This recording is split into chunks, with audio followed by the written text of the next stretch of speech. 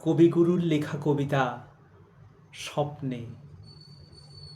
সুন্দর তুমি এসেছিলে আজ প্রাতে, অরুণ বরণ পারিজাত লয়ে হাতে।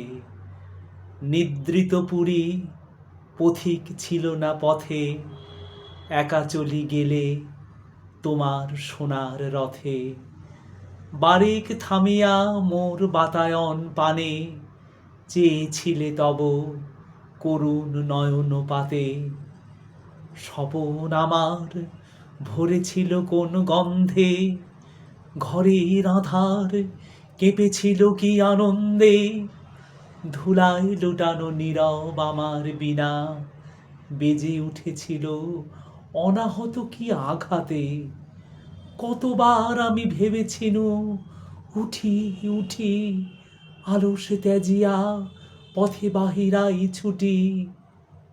উঠিনু যখন তখন গিয়েছ চলে, দেখা বুঝি আর হলো না তোমার সাথে। সুন্দর তুমি এসেছিলে আজ প্রাতে।